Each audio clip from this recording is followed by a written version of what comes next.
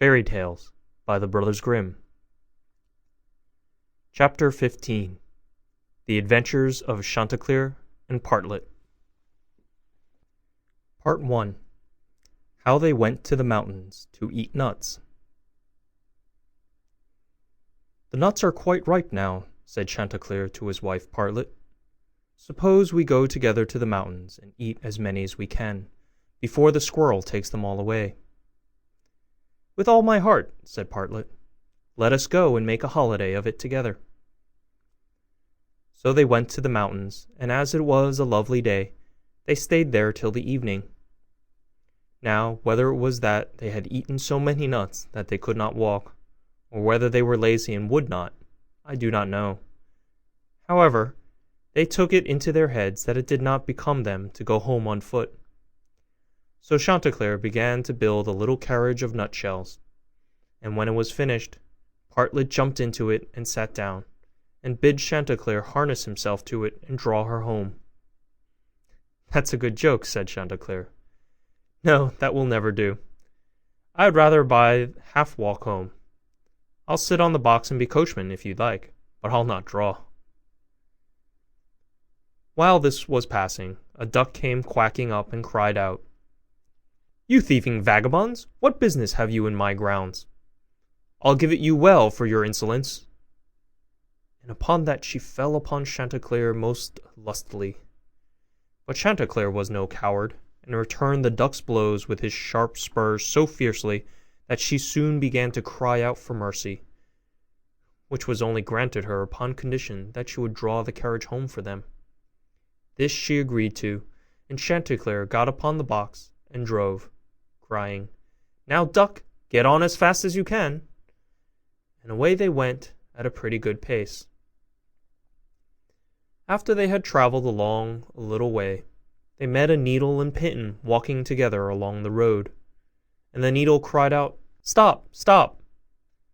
and said it was so dark they could hardly find their way, and such dirty walking they could not get on at all. He told them that he and his friend the pin had been at a public house a few miles off, and had sat drinking till they had forgotten how late it was. He begged, therefore, that the travellers would be so kind as to give them a lift in their carriage. Chanticleer, observing that they were but thin fellows, and not likely to take up much room, told them they might ride, but made them promise not to dirty the wheels of the carriage in getting in, nor to tread on Partlet's toes. Late at night they arrived at an inn, and as it was bad travelling in the dark, and the duck seemed much tired, and waddled about a good deal from one side to the other, they made up their minds to fix their quarters there.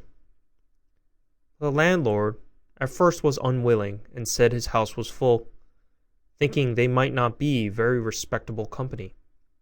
However, they spoke civilly to him, and gave him the egg which Partlet had laid by the way, and said they would give him the duck, who was in the habit of laying one every day.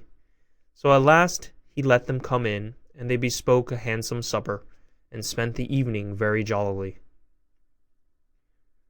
Early in the morning, before it was quite light, and when nobody was stirring in the inn, Chanticleer awakened his wife, and fetching the egg, they pecked a hole in it, ate it up, and threw the shells into the fireplace. They then went to the pin and needle, who were fast asleep, and seizing them by the heads, stuck one into the landlord's easy-chair, and the other into his handkerchief. And having done this, they crept away as softly as possible. However, the duck, who slept in the open air in the yard, heard them coming, and jumping into the brook which ran close by the inn, soon swam out of their reach. An hour or two afterwards the landlord got up and took his handkerchief to wipe his face, but the pin ran into him and pricked him. Then he walked into the kitchen to light his pipe at the fire, but when he stirred it up the eggshells flew into his eyes and almost blinded him. "Bless me," said he, "all the world seems to have a design against my head this morning," and so saying he threw himself sulkily into his easy-chair. But oh dear, the needle ran into him, and this time the pain was not in his head. He now flew into a very great passion, and suspecting the company who had come in the night before, he went to look after them, but they were all off. So he swore that he never again would take in such a troop of vagabonds who ate a great deal, paid no reckoning, and gave him nothing for his trouble but their uppish tricks. End of part 1. Part 2. How Chanticleer and Partlet went to visit Mr. Korbes. Another day, Chanticleer and Partlet wished to ride out together. So Chanticleer built a handsome carriage with 4 red wheels, and harnessed 6 mice to it. And then he and Partlet got into the carriage, and away they drove. Soon afterwards a cat met them, and said, "Where are you going?" And Chanticleer replied, "All on our way, a visit to pay to Mr. Korbes the fox today." Then the cat said, "Take me with you." Chanticleer said, "With all my heart, get up behind, and be sure you do not fall off. Take care of this handsome coach of mine, nor dirty my pretty red wheels so fine. Now, mice, be ready, and wheels run steady, for we are going a visit to pay to Mr. Korbes the fox today." Soon after came up a millstone, an egg, a duck, and a pin, and Chanticleer gave them all leave to get into the carriage and go with them. When they arrived at Mr. Korbes' house, he was not at home, so the mice drew the carriage into the coach-house. Chanticleer and Partlet flew upon a beam. The cat sat down in the fireplace. The duck got into the washing cistern. The pin stuck himself into the bed-pillow, and the millstone laid himself over the house door, and the egg rolled himself up in the towel. When Mr. Korbes came home, he went to the fireplace to make a fire, but the cat threw all the ashes in his eyes. So he ran to the kitchen to wash himself, but there the duck splashed all the water in his face. And when he tried to wipe himself, the egg broke to pieces in the towel all over his face and eyes. Then he was very angry, and went without his supper to bed, but when he laid his head on the pillow, the pin ran into his cheek. At this he became quite furious, and jumping up, would have run out of the house, but when he came to the door, the millstone fell down on his head and killed him on the spot. End of part 2. Part 3. How Partlet died and was buried, and how Chanticleer died of grief. Another day Chanticleer and Partlet agreed to go again to the mountains to eat nuts. Then it was settled that all the nuts which they found should be shared equally between them. Now Partlet found a very large nut, but she said nothing about it to Chanticleer, and kept it all to herself. However, it was so big that she could not swallow it, and stuck it in her throat. Then she was in a great fright, and cried out to Chanticleer, "Pray run as fast as you can, and fetch me some water, or I shall choke." Chanticleer ran as fast as he could to the river, and said, "River, give me some water, for Partlet lies in the mountain, and will choke by a great nut." The river said, "Run first to the bride, and ask her for a silken cord to draw up the water." Chanticleer ran to the bride, and said, "Bride, you must give me a silken cord, for then the river will give me water, and the water I will carry to Partlet, who lies on the mountain and will choke by a great nut." But the bride said, "Run first and bring me my garland that is hanging on a willow in the garden." Then Chanticleer ran to the garden, and took the garland from the bow where it hung, and brought it to the bride, and then the bride gave him the silken cord, and he took the silken cord to the river. And the river gave him water, and he carried the water to Partlet. But in the meantime she was choked by the great nut, and lay quite dead, and never moved any more. Then Chanticleer was very sorry, and cried bitterly, and all the beasts came and wept with him over poor Partlet. And 6 mice built a little hearse to carry her to her grave, and when it was ready they harnessed themselves before it, and Chanticleer drove them. On the way they met the fox. "Where are you going, Chanticleer?" said he. "To bury my Partlet," said the other. "May I go with you?" said the fox. "Yes, but you must get up behind, or my horse will not be able to draw you." Then the fox got up behind, and presently the wolf, the bear, the goat, and all the beasts of the wood came and climbed upon the hearse. So on they went till they came to a rapid stream. "How shall we get over?" said Chanticleer. Then said a straw, "I will lay myself across, and you may pass over upon me." But as the mice were going over, the straw slipped away and fell into the water, and the 6 mice all fell in and were drowned. What was to be done? Then a large log of wood came and said, "I am big enough. I will lay myself across the stream, and you shall pass over upon me." So he laid himself down, but they managed so clumsily that the log of wood fell in and was carried away by the stream. Then a stone, who saw what had happened, came up and kindly offered to help poor Chanticleer by laying himself across the stream. And this time he got safely to the other side with the hearse, and managed to get Partlet out of it. The fox and the other mourners, who were sitting behind, were too heavy, and fell back into the water, and were all carried away by the stream and drowned. Then Chanticleer was left alone with his dead Partlet, and having dug a grave for her, he laid her in it, and made a little hillock over her. Then he sat down by the grave, and wept and mourned, till at last he died too, and so all were dead. End of chapter 15. Grimm's Fairy Tales by the Brothers Grimm. Chapter 16. Rapunzel. There were once a man and a woman who had long in vain wished for a child. At length the woman hoped that God was about to grant her desire. These people had a little window at the back of their house from which a splendid garden could be seen, which was full of the most beautiful flowers and herbs. It was, however, surrounded by a high wall, and no one dared to go into it because it belonged to an enchantress, who had great power and was dreaded by all the world. One day the woman was standing by this window and looking down into the garden, when she saw a bed which was planted with the most beautiful rampion, and it looked so fresh and green that she longed for it. She quite pined away, and began to look pale and miserable. Then her husband was alarmed, and asked, "What ails you, dear wife?"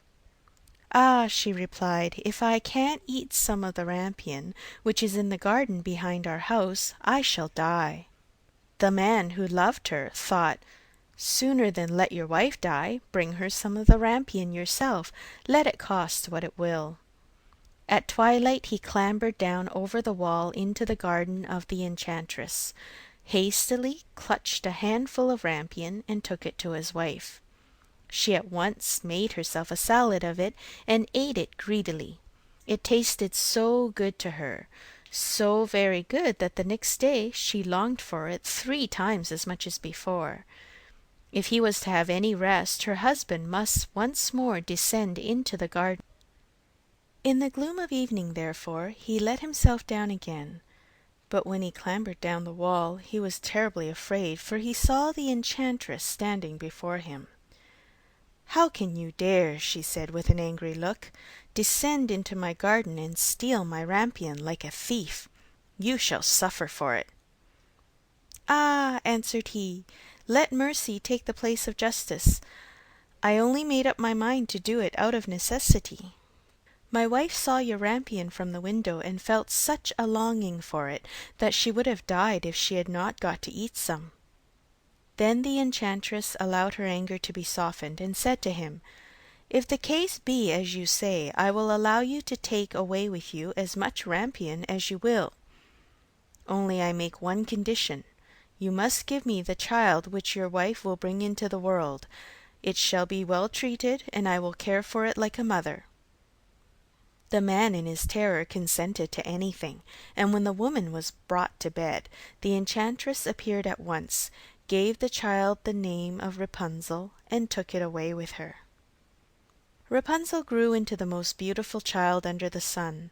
When she was 12 years old, the enchantress shut her into a tower which lay in a forest, and had neither stairs nor door, but quite at the top was a little window. When the enchantress wanted to go in, she placed herself beneath it and cried, "Rapunzel, Rapunzel, let down your hair to me." Rapunzel had magnificent long hair, fine as spun gold, and when she heard the voice of the enchantress, she unfastened her braided tresses, wound them round one of the hooks of the window above, and then the hair fell 20 ells down, and the enchantress climbed up by it. After a year or two it came to pass that the king's son rode through the forest, and passed by the tower. Then he heard a song which was so charming that he stood still and listened. This was Rapunzel, who in her solitude passed her time in letting her sweet voice resound. The king's son wanted to climb up to her, and looked for the door of the tower, but none was to be found. He rode home, but the singing had so deeply touched his heart that every day he went out into the forest and listened to it. Once when he was thus standing behind a tree, he saw that an enchantress came there, and he heard how she cried, "Rapunzel, Rapunzel, let down your hair to me." Then Rapunzel let down the braids of her hair, and the enchantress climbed up to her. "If that is the ladder by which one mounts, I too will try my fortune," said he, and the next day when he began to grow dark, he went to the tower and cried, "Rapunzel, Rapunzel, let down your hair to me." Immediately the hair fell down, and the king's son climbed up. At first Rapunzel was terribly frightened when a man, such as her eyes had never yet beheld, came to her, but the king's son began to talk to her like a friend, and told her that his heart had been so stirred that it had let him have no rest, and he had been forced to see her. Then Rapunzel lost her fear, and when he asked her if she would take him for her husband, and she saw that he was young and handsome, she thought, "He will love me more than the old Dame Gothel does." And she said yes, and laid her hand in his. She said, "I will willingly go away with you, but I do not know how to get down. Bring with you a skein of silk every time you come, and I will weave a ladder with it, and when that is ready I will descend and you will take me on your horse." They agreed that until that time he should come to her every evening, for the old woman came by day. The enchantress remarked nothing of this until once Rapunzel said to her, "Tell me, Dame Gothel, how it happens that you are so much heavier for me to draw up than the young king's son. He is with me in a moment." "Ah, you wicked child!" cried the enchantress. "What do I hear you say? I thought I had separated you from all the world, and yet you have deceived me." In her anger she clutched Rapunzel's beautiful tresses, wrapped them twice around her left hand, seized a pair of scissors with the right, and snip snap they were cut off, and the lovely braids laid on the ground. And she was so pitiless that she took poor Rapunzel into a desert, where she had to live in great grief and misery. On the same day that she cast out Rapunzel, however, the enchantress fastened the braids of hair which she had cut off to the hook of the window, and when the king's son came and cried, "Rapunzel, Rapunzel, let down your hair to me," she let the hair down. The king's son ascended, but instead of finding his dearest Rapunzel, he found the enchantress, who gazed at him with wicked and venomous looks. "Aha!" she cried mockingly, "you would fetch your dearest, but the beautiful bird sits no longer singing in the nest. The cat has got it, and will scratch out your eyes as well. Rapunzel is lost to you. You will never see her again." The king's son was beside himself with pain, and in his despair he leapt down from the tower. He escaped with his life, but the thorns into which he fell pierced his eyes.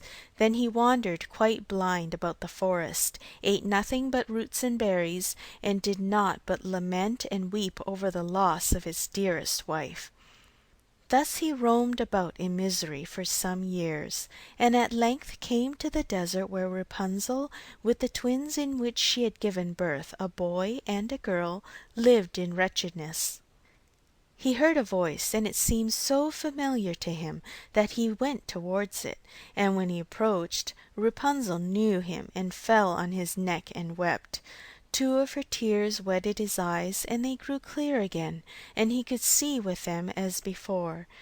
He led her to his kingdom, where he was joyfully received, and they lived for a long time afterwards, happily and contented. End of chapter 16. Fairy Tales by the Brothers Grimm. Chapter 17. Fundevogel. There was once a forester who went into the forest to hunt, and as he entered it he heard a sound of screaming, as if a little child were there. He followed the sound, and at last came to a high tree, and at the top of this a little child was sitting, for the mother had fallen asleep under the tree with the child, and a bird of prey had seen it in her arms, flown down, and snatched it away, and set it on the high tree. The forester climbed up, brought the child down, and thought to himself, "You will take him home with you, and bring him up with your Lena." He took it home, therefore, and the 2 children grew up together, and the one which he had found on a tree was called Fundevogel, because a bird had carried it away. Fundevogel and Lena loved each other so dearly that when they did not see each other they were sad. Now the forester had an old cook who one evening took 2 pails and began to fetch water, and did not go once only, but many times, out to the spring. Lena saw this and said, "Listen, old Santa, why are you fetching so much water?" "If you will never repeat it to anyone, I will tell you why." So Lena said, no, she would never repeat it to anyone, and then the cook said, "Early tomorrow morning, when the forester is out hunting, I will heat the water, and when it is boiling in the kettle, I will throw in Fundevogel, and will boil him in it." Early next morning the forester got up and went out hunting, and when he was gone, the children were still in bed. Then Lena said to Fundevogel, "If you will never leave me, I too will never leave you." Fundevogel said, "Neither now nor ever will I leave you." "Then," said Lena, "then I will tell you. Last night old Santa carried so many buckets of water into the house that I asked her why she was doing that, and she said that if I would promise not to tell anyone, and she said that early tomorrow morning, when father was out hunting, she would set the kettle full of water, throw you into it, and boil you. But we will get up quickly, dress ourselves, and go away together." The 2 children therefore got up, dressed themselves quickly, and went away. When the water in the kettle was boiling, the cook went into the bedroom to fetch Fundevogel and throw him into it. But when she came in and went to the beds, both the children were gone. Then she was terribly alarmed, and she said to herself, "What shall I say now that the forester comes home and sees the children are gone? They must be followed instantly to get them back again." Then the cook sent 3 servants after them, who were to run and overtake the children. The children, however, were sitting outside the forest, and when they saw from afar the 3 servants running, Lena said to Fundevogel, "Never leave me, and I will never leave you." Fundevogel said, "Neither now nor ever." Then Lena said, "Do you become a rose tree, and I the rose upon it?" When the 3 servants came to the forest, nothing was there but a rose tree and 1 rose on it. But the children were nowhere. Then said they, "There is nothing to be done here." And they went home and told the cook that they had seen nothing in the forest but a little rose bush with 1 rose on it. Then the cook scolded and said, "You simpletons! You should have cut the rose bush in 2 and have broken off the rose and brought it home with you. Go and do it at once." They had therefore to go out and look for the 2nd time. The children, however, saw them coming from a distance. Then Lena said, "Fundevogel, never leave me, and I will never leave you." Fundevogel said, "Neither now nor ever." Said Lena, "Then do you become a church, and I'll be the chandelier in it." So when the 3 servants came, nothing was there but a church with a chandelier in it. They said therefore to each other, "What can we do here? Let us go home." When they got home, the cook asked if they had not found them. So they said no, they had found nothing but a church, and there was a chandelier in it. And the cook scolded them and said, "You fools! Why did you not pull the church to pieces and bring the chandelier home with you?" And now the old cook herself got on her legs, and went with the 3 servants in pursuit of the children. The children, however, saw from afar that the 3 servants were coming, and the cook waddling after them. Then said Lena, Fundevogel, never leave me, and I will never leave you. Then said Fundevogel, neither now nor ever. Said Lena, be a fish pond, and I will be the duck upon it. The cook, however, came up to them, and when she saw the pond she lay down by it, and was about to drink it up. But the duck swam quickly to her, and seized her head in its beak, and drew her into the water, and there the old witch had to drown. Then the children went home together, and were heartily delighted, and if they have not died, they are living still. End of chapter 17. Fairy Tales by the Brothers Grimm. Chapter 18. The Valiant Little Tailor. One summer's morning a little tailor was sitting on his table by the window. He was in good spirits, and sewed with all his might. Then came a peasant woman down the street, crying, "Good jams, cheap! Good jams, cheap!" This rang pleasantly in the tailor's ears. He stretched his delicate head out of the window, and called, "Come up here, dear woman. Here you will get rid of your goods." The woman came up the 3 steps to the tailor with her heavy basket, and he made her unpack all the pots for him.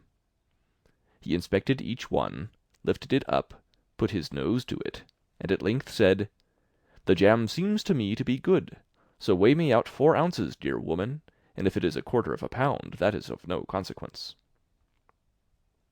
The woman, who had hoped to find a good sale, gave him what he desired, but went away quite angry and grumbling. "Now this jam shall be blessed by God," cried the little tailor, "and give me health and strength." So he brought the bread out of the cupboard, cut himself a piece right across the loaf, and spread the jam over it. "This won't taste bitter," said he, "but I will just finish the jacket before I take a bite." He laid the bread near him, sewed on, and in his joy made bigger and bigger stitches. In the meantime the smell of the sweet jam rose to where the flies were sitting in great numbers, and they were attracted and descended on it in hosts. "Hi! Who invited you?" said the little tailor, and drove the unbidden guests away.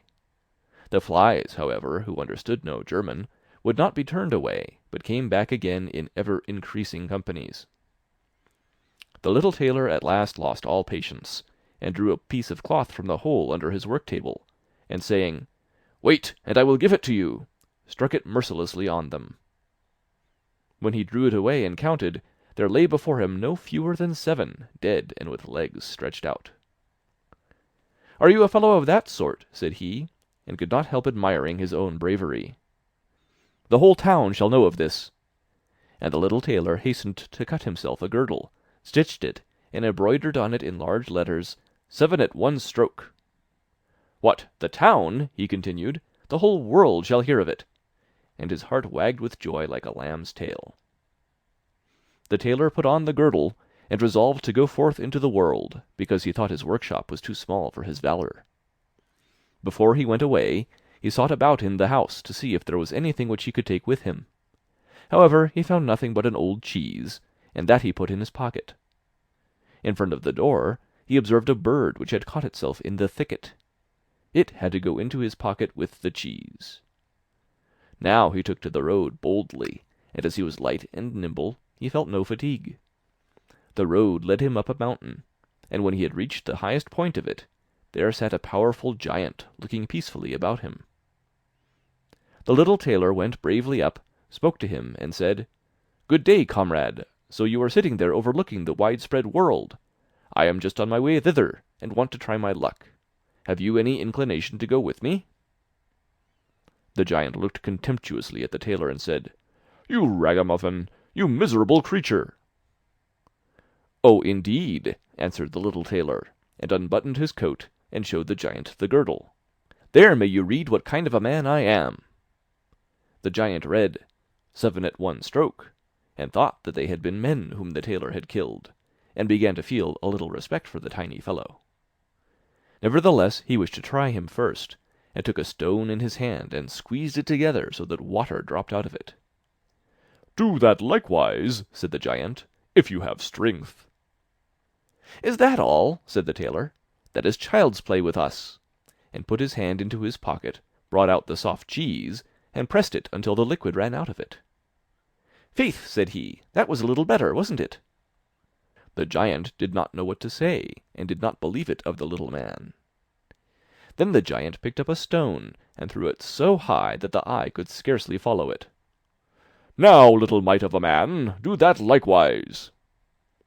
"Well thrown," said the tailor, "but after all the stone came down to earth again. I will throw you one which shall never come back at all." And he put his hand into his pocket, took out the bird, and threw it into the air. The bird, delighted with its liberty, rose, flew away, and did not come back. "How does that shot please you, comrade?" asked the tailor. "You can certainly throw," said the giant, "but now we will see if you are able to carry anything properly." He took the little tailor to a mighty oak tree which lay there felled on the ground, and said, "If you are strong enough, help me to carry the tree out of the forest." "Readily," answered the little man. "Take you the trunk on your shoulders, and I will raise up the branches and twigs. After all, they are the heaviest." The giant took the trunk on his shoulder, but the tailor seated himself on a branch, and the giant, who could not look round, had to carry away the whole tree, and the little tailor into the bargain. He behind was quite merry and happy, and whistled the song, "Three tailors rode forth from the gate," as if carrying the tree were child's play. The giant, after he had dragged the heavy burden part of the way, could go no further, and cried, "Hark you! I shall have to let the tree fall." The tailor sprang nimbly down, seized the tree with both arms as if he had been carrying it, and said to the giant, "You are such a great fellow, and yet cannot even carry the tree." They went on together, and as they passed a cherry tree, the giant laid hold of the top of the tree where the ripest fruit was hanging, bent it down, gave it into the tailor's hand, and bade him eat. But the little tailor was much too weak to hold the tree, and when the giant let it go, it sprang back again, and the tailor was tossed into the air with it. When he had fallen down again without injury, the giant said, "What is this? Have you not strength enough to hold the weak twig?" "There is no lack of strength," answered the little tailor. "Do you think that could be anything to a man who has struck down 7 at one blow? I leapt over the tree because the huntsmen are shooting down there in the thicket. Jump as I did, if you can do it." The giant made the attempt, but he could not get over the tree, and remained hanging in the branches, so that in this also the tailor kept the upper hand. The giant said, "If you are such a valiant fellow, come with me into our cavern and spend the night with us." The little tailor was willing, and followed him. When they went into the cave, other giants were sitting there by the fire, and each of them had a roasted sheep in his hand, and was eating it. The little tailor looked round, and thought, "It is much more spacious here than in my workshop." The giant showed him a bed, and said he was to lie down in it and sleep. The bed, however, was too big for the little tailor. He did not lie down in it, but crept into a corner. When it was midnight, and the giant thought that the little tailor was lying in a sound sleep, he got up, took a great iron bar, cut through the bed with one blow, and thought he had finished off the grasshopper for good. With the earliest dawn, the giants went into the forest, and had quite forgotten the little tailor, when all at once he walked up to them quite merrily and boldly. The giants were terrified, they were afraid that he would strike them all dead, and ran away in a great hurry. The little tailor went onwards, always following his own pointed nose. After he had walked for a long time, he came to the courtyard of a royal palace, and, as he felt weary, he lay down on the grass and fell asleep. Whilst he lay there, the people came and inspected him on all sides, and read on his girdle, 7 at one stroke. "Ah," said they, "what does the great warrior want here in the midst of peace? He must be a mighty lord." They went and announced him to the king, and gave it as their opinion, that if war should break out, this would be a weighty and useful man who ought on no account to be allowed to depart. The counsel pleased the king, and he sent one of his courtiers to the little tailor to offer him military service when he awoke. The ambassador remained standing by the sleeper, waiting until he stretched his limbs and opened his eyes, and then conveyed to him this proposal. "For this very reason have I come here," the tailor replied. "I am ready to enter the king's service." He was therefore honourably received, and a special dwelling was assigned him. The soldiers, however, were set against the little tailor, and wished him 1,000 miles away. "What is to be the end of this?" they said among themselves. If we quarrel with him, and he strikes about him, 7 of us will fall at every blow. Not one of us can stand against him." They came therefore to a decision, betook themselves in a body to the king, and begged for their dismissal. "We are not prepared," said they, "to stay with a man who kills 7 at one stroke." The king was sorry that for the sake of one he should lose all his faithful servants, wished that he had never set eyes on the tailor, and would willingly have been rid of him again. But he did not venture to give him his dismissal, for he dreaded lest he should strike him and all his people dead, and place himself on the royal throne. He thought about it for a long time, and at last found good counsel. He sent to the little tailor and caused him to be informed that as he was a great warrior, he had one request to make to him. In a forest of his country lived 2 giants, who caused great mischief with their robbing, murdering, ravaging, and burning, and no one could approach them without putting himself in danger of death. If the tailor conquered and killed these 2 giants, he would give him his only daughter to wife, and half of his kingdom as a dowry. Likewise 100 horsemen should go with him to assist him. "That would indeed be a fine thing for a man like me," thought the little tailor. "One is not offered a beautiful princess and half a kingdom every day of one's life." "Oh yes," he replied, "I will soon subdue the giants, and do not require the help of the 100 horsemen to do it. He who can hit 7 with one blow has no need to be afraid of 2. The little tailor went forth, and the 100 horsemen followed him. When he came to the outskirts of the forest, he said to his followers, "Just stay waiting here. I alone will soon finish off the giants." Then he bounded into the forest and looked about right and left. After a while he perceived both giants. They lay sleeping under a tree, and snored so that the branches waved up and down. The little tailor, not idle, gathered 2 pockets full of stones, and with these climbed up the tree. When he was halfway up, he slipped down by a branch until he sat just above the sleepers, and then let one stone after another fall on the breast of one of the giants. For a long time the giant felt nothing, but at last he awoke, pushed his comrade, and said, "Why are you knocking me?" "You must be dreaming," said the other. "I am not knocking you." They laid themselves down to sleep again, and then the tailor threw a stone down on the second. "What is the meaning of this?" cried the other. "Why are you pelting me?" "I am not pelting you," answered the first, growling. They disputed about it for a time, but as they were weary they let the matter rest, and their eyes closed once more. The little tailor began his game again, picked out the biggest stone, and threw it with all his might on the breast of the first giant. "That is too bad!" cried he, and sprang up like a madman, and pushed his companion against the tree until it shook.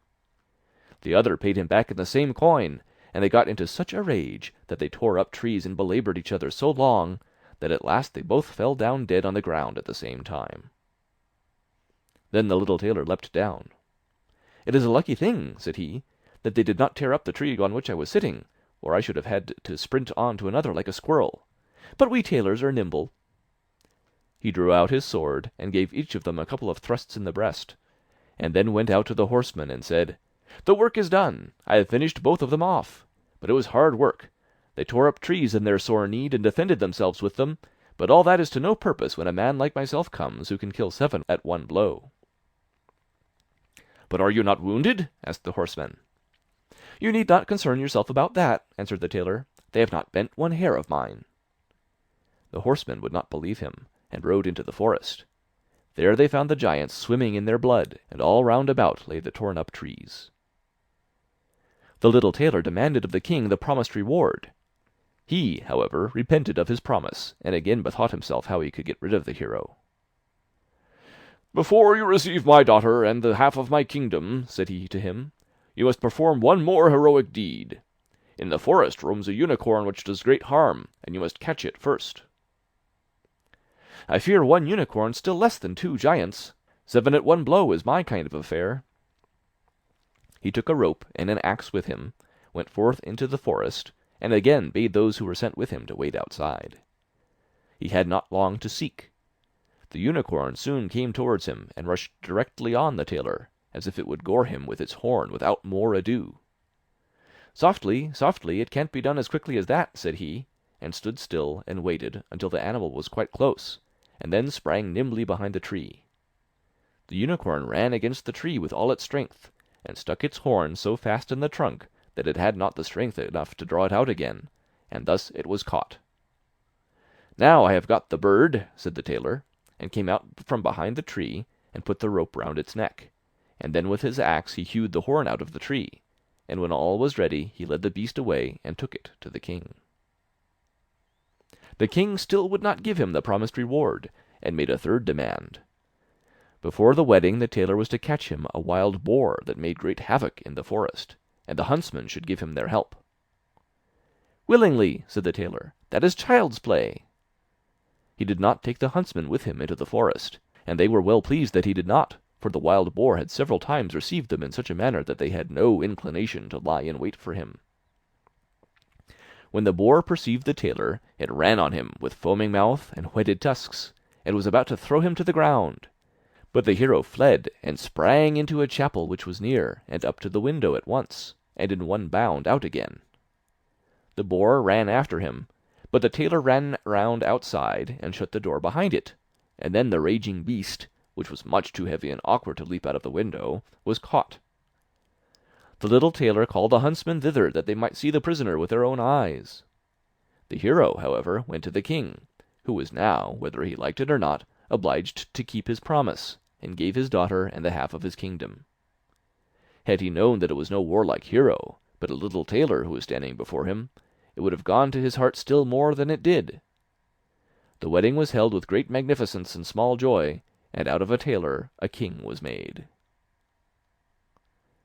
After some time the young queen heard her husband say in his dreams at night, "Boy, make me the doublet and patch the pantaloons, or else I will wrap the yard measure over your ears." Then she discovered in what state of life the young lord had been born, and next morning complained of her wrongs to her father, and begged him to help her to get rid of her husband, who was nothing else but a tailor. The king comforted her, and said, "Leave your bedroom door open this night, and my servants shall stand outside, and when he has fallen asleep shall go in, bind him, and take him on board a ship which shall carry him into the wide world." The woman was satisfied with this, but the king's armor-bearer, who had heard all, was friendly with the young lord, and informed him of the whole plot. "I'll put a screw into that business," said the little tailor. At night he went to bed with his wife at the usual time, and when she thought that he had fallen asleep, she got up, opened the door, and then lay down again. The little tailor, who was only pretending to be asleep, began to cry out in a clear voice, "Boy, make me the doublet and patch me the pantaloons, or I will wrap the yard measure over your ears. I smote 7 at one blow. I killed 2 giants, I brought away 1 unicorn, and caught a wild boar, and am I to fear those who are standing outside the room?" When these men heard the tailor speaking thus, they were overcome by a great dread, and ran as if the wild huntsmen were behind them, and none of them would venture anything further against him. So the little tailor was, and remained, a king to the end of his life. End of chapter 18. Fairy Tales by the Brothers Grimm. Hansel and Gretel. Hard by a great forest dwelt a poor woodcutter and his wife and his 2 children. The boy was called Hansel, and the girl Gretel. He had little to bite and to break, and once, when great dearth fell on the land, he could no longer procure even daily bread. Now, when he thought this over by night in his bed, and tossed about in his anxiety, he groaned and said to his wife, "What's to become of us? How are we to feed our poor children when we no longer have anything, even for ourselves?" "I'll tell you what, husband," answered the woman. "Early tomorrow morning we will take the children out into the forest, to where it is the thickest. There we will light a fire for them, and give each of them 1 more piece of bread, and then we will go to our work and leave them alone. They will not find the way home again, and we shall be rid of them." "No, wife," said the man, "I will not do that. How can I bear to leave my children alone in the forest? The wild animals would soon come and tear them to pieces." "Oh, you fool!" said she. then we must all four die of hunger. You may as well plane the planks for our coffins." And she left him no peace until he consented. "But I feel very sorry for the poor children, all the same," said the man. The two children had also not been able to sleep for hunger, and had heard what their stepmother had said to their father. Gretel wept bitter tears, and said to Hansel, "Now all is over with us." "Be quiet, Gretel," said Hansel. "Do not distress yourself. I will soon find a way to help us." And when the old folks had fallen asleep, he got up, put on his little coat, opened the door below, and crept outside. The moon shone brightly, and the white pebbles which lay in front of the house glittered like real silver pennies. Hansel stooped and stuffed the little pocket of his coat with as many as he could get in. Then he went back and said to Gretel, "Be comforted, dear little sister, and sleep in peace. God will not forsake us." And he lay down again in his bed. When day dawned, but before the sun had risen, the woman came and awoke the two children, saying, "Get up, you sluggards! We are going into the forest to fetch wood." She gave each a little piece of bread, and said, "There is something for your dinner, but do not eat it up before then, for you will get nothing else." Gretel took the bread under her apron, as Hansel had the pebbles in his pocket. Then they all set out together on their way to the forest. When they had walked a short time, Hansel stood still and peeped back at the house, and did so again and again. His father said, "Hansel, what are you looking at there, and staying behind for? Pay attention, and do not forget how to use your legs." "Ah, father," said Hansel, "I am looking at my little white cat, which is sitting up on the roof, and wants to say good-bye to me." The wife said, "Fool, that is not your little cat, that is the morning sun which is shining on the chimneys." Hansel, however, had not been looking back at the cat, but had been constantly throwing one of the white pebble-stones out of his pocket on the road. When they had reached the middle of the forest, the father said, "Now, children, pile up some wood, and I will light a fire, that you may not be cold." Hansel and Gretel gathered brushwood together, as high as a little hill.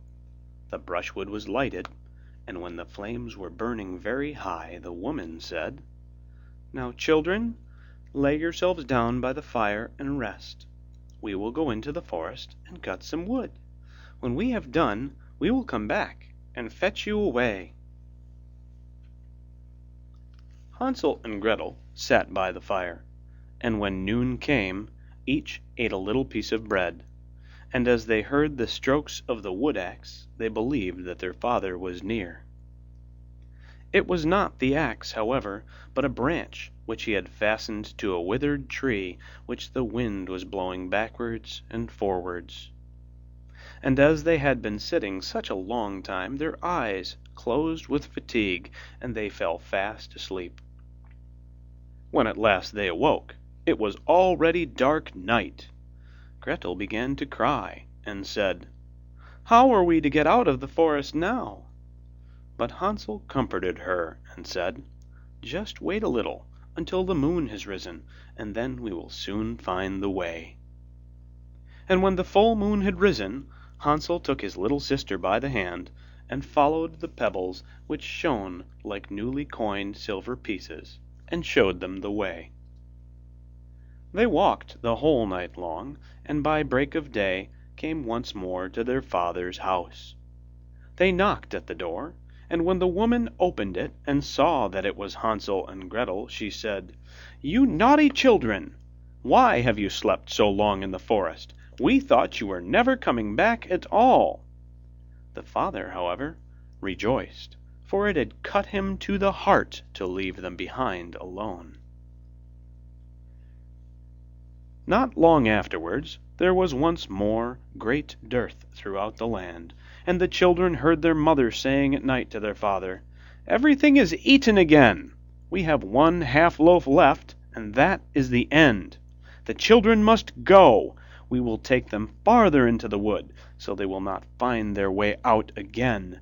There is no other means of saving ourselves." The man's heart was heavy, and he thought, "It would be better for you to share the last mouthful with your children." The woman, however, would listen to nothing that he had to say, but scolded and reproached him. He who says A must say B likewise, and as he had yielded the first time, he had to do so a second time also. The children, however, were still awake, and had heard the conversation. When the old folks were asleep, Hansel again got up, and wanted to go out and pick up pebbles as he had done before, but the woman had locked the door, and Hansel could not get out.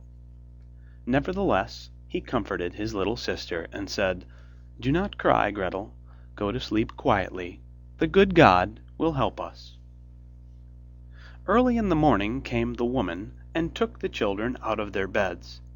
Their piece of bread was given to them, but it was still smaller than the time before. On the way into the forest, Hansel crumbled his in his pocket, and often stood still and threw a morsel on the ground. "Hansel, why do you stop and look round?" said the father. "Go on." "I am looking back at my little pigeon, which is sitting on the roof, and wants to say good-bye to me," answered Hansel. "Fool," said the woman, "that is not your little pigeon, that is the morning sun that is shining on the chimney." Hansel, however, little by little, threw all the crumbs onto the path. The woman led the children still deeper into the forest, where they had never in their lives been before. Then a great fire was again made, and the mother said, "Just sit there, you children, and when you are tired you may sleep a little. We are going into the forest to cut wood, and in the evening, when we are done, we will come and fetch you away." When it was noon, Gretel shared her piece of bread with Hansel, who had scattered his by the way. Then they fell asleep, and evening passed, but no one came to the poor children.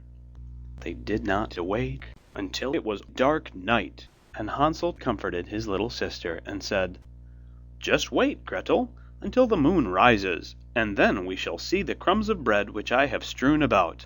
They will show us our way home again." When the moon came, they set out, but they found no crumbs, for the many thousands of birds which fly about in the woods and fields had picked them all up. Hansel said to Gretel, "We shall soon find the way," but they did not find it. They walked the whole night, and all the next day too, from morning till evening, but they did not get out of the forest, and were very hungry, for they had nothing to eat but 2 or 3 berries, which grew on the ground.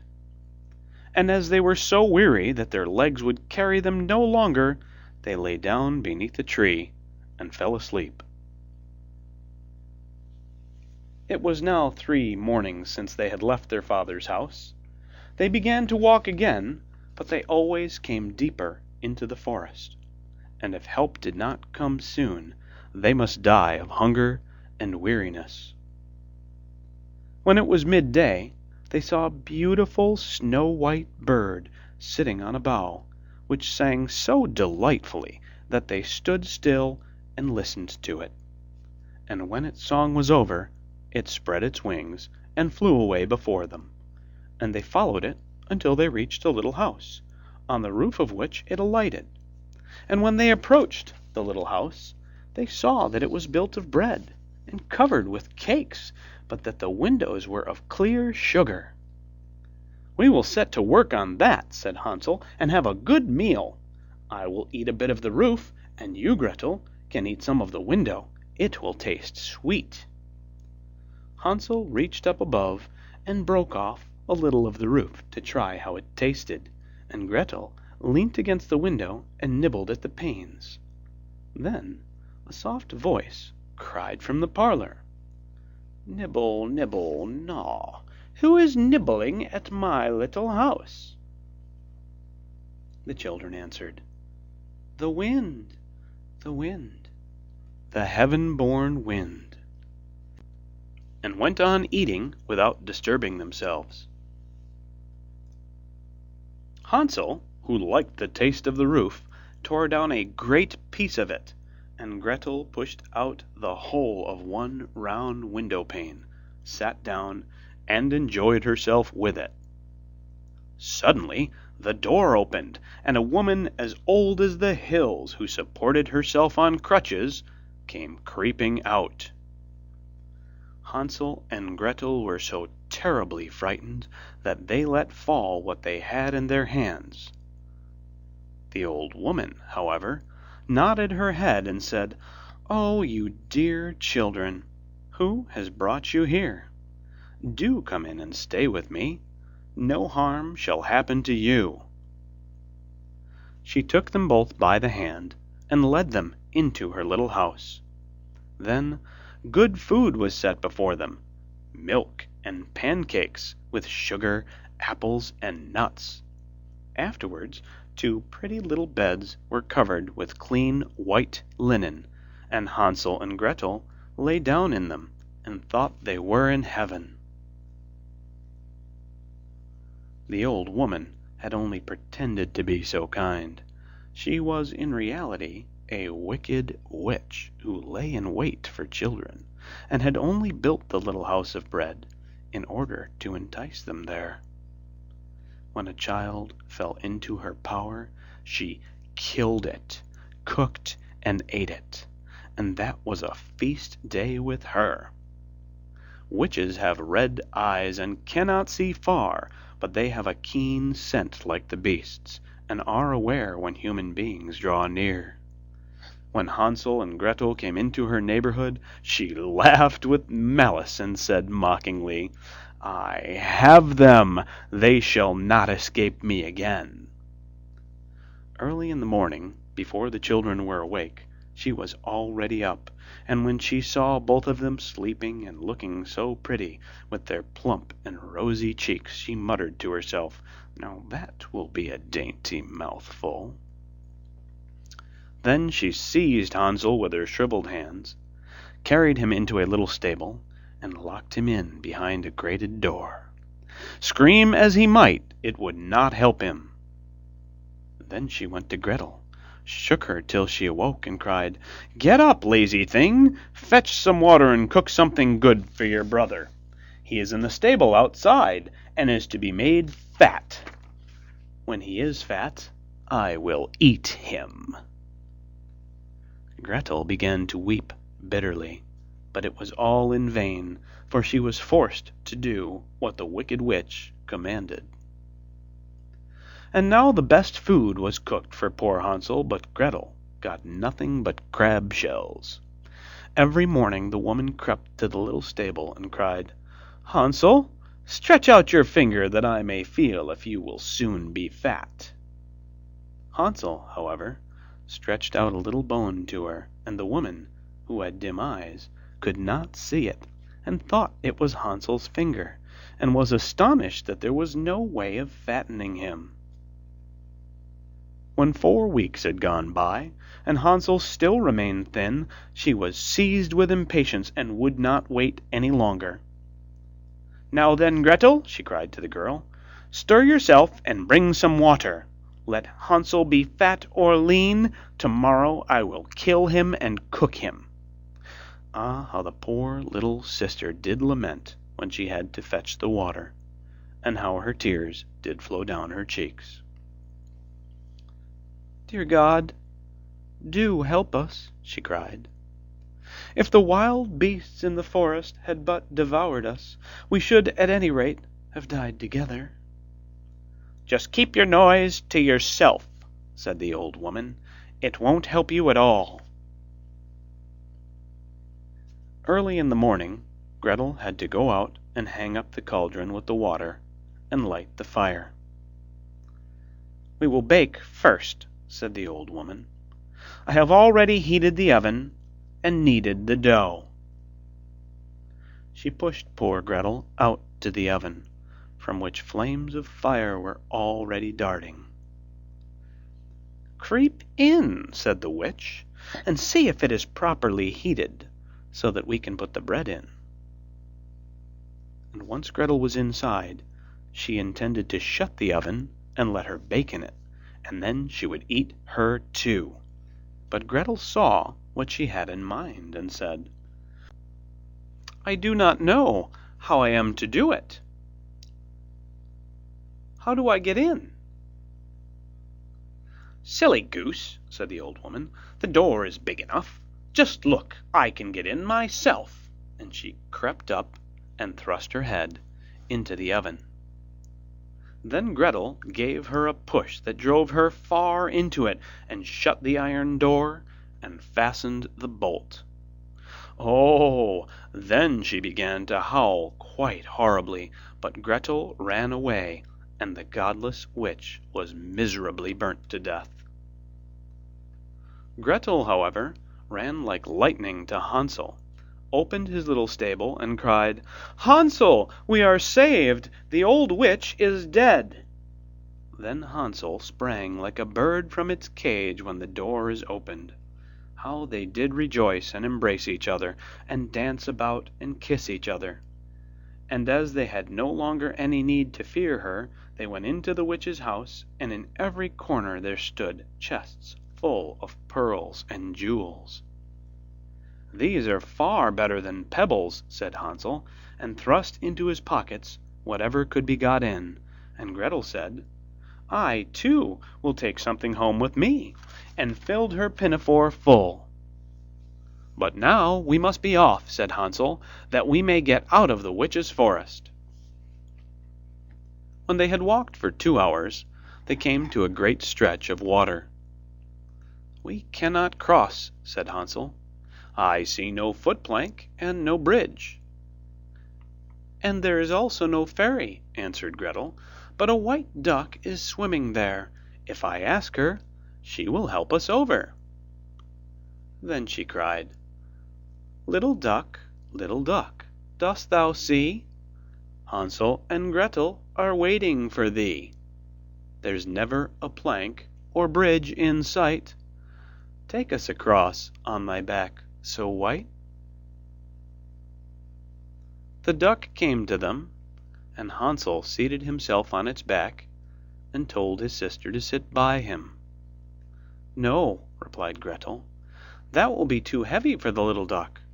She shall take us across one after the other." The good little duck did so, and when they were once safely across, and had walked for a short time, the forest seemed to be more and more familiar to them, and at length they saw from afar their father's house. Then they began to run, rushed into the parlour, and threw themselves round their father's neck. The man had not known one happy hour since he had left the children in the forest. The woman, however, was dead.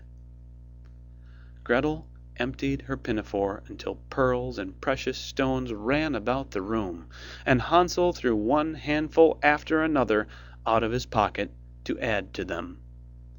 Then all anxiety was at an end, and they lived together in perfect happiness. My tale is done. There runs a mouse. Whosoever catches it may make himself a big fur cap out of it. End of Hansel and Gretel,